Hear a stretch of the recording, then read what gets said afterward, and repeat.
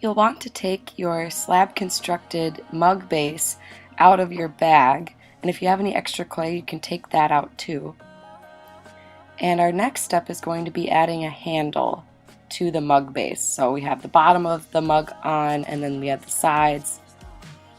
And before I add the handle, I'm actually going to smooth out the inside a little bit, just because I could still see a seam on the inside.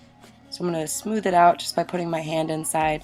You want to still be very gentle. The more you move the clay around, the more it can get kind of wobbly and look kind of misshapen. So you need to make sure that you handle it very gently. Treat it very gently, even though it is still clay and it's still wet. It can easily move around on you. So I'm smoothing it out, and then I'm actually going to change the shape of the lip of the mug. I'm going to kind of flare it out, and you could do this. You could also flare it inwards too, kind of changing the shape. You can squeeze the sides.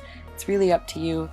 I'm going to take that extra clay that I have and wedge it. I'm just going to take a piece of it off and then wedge it, and this is going to be my handle. Now this clay will get kind of dry, so you have to work fairly quickly, otherwise the more you have it out in the air and out in the open, it's going to dry out, and your hand will even suck up some of the moisture too.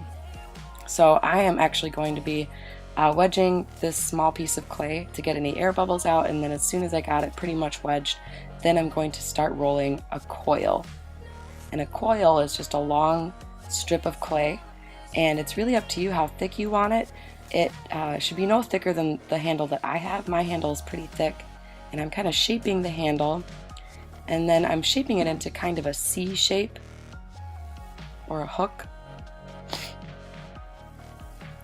And then I need to figure out where I want to put the handle on the mug, and you can maybe trim the handle if you need to. Mine's just about the right size, and your handle shape could be square. Mine is just kind of that C shape, but it could be square. It could have a really interesting design. Mine's a pretty basic handle.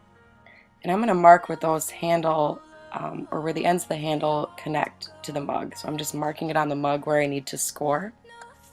Scoring is scratching up the clay, and you'll see that I actually use a pencil to score instead of a scoring tool. So you can use a pencil too, that works just as well. So I'm scoring it up really, really, really good. I want to make sure that this is scored very well so I don't have to worry about a handle breaking off. Put some slip on there too, and then you can start to press the handle on. It's really important to press it, and then you can kind of start straightening it out and blending parts of it together with the clay mug, and that's going to create a really strong bond.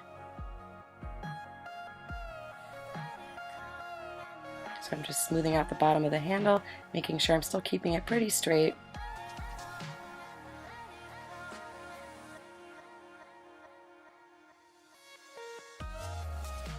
And now I can even put my hand in there to feel how it feels.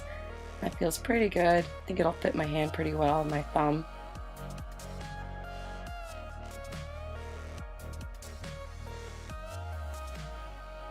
Now you want to put it back in your bag, and you have to do this very carefully so you don't wreck the handle that you just made and just spent all that time attaching to the mug. So very carefully put the mug back into the bag, but this time we're going to leave it open just a little bit so it can dry a little bit slowly. As it dries slowly, it'll be less likely to crack, and we want it to be at a slightly leather hard state when we start applying the glaze.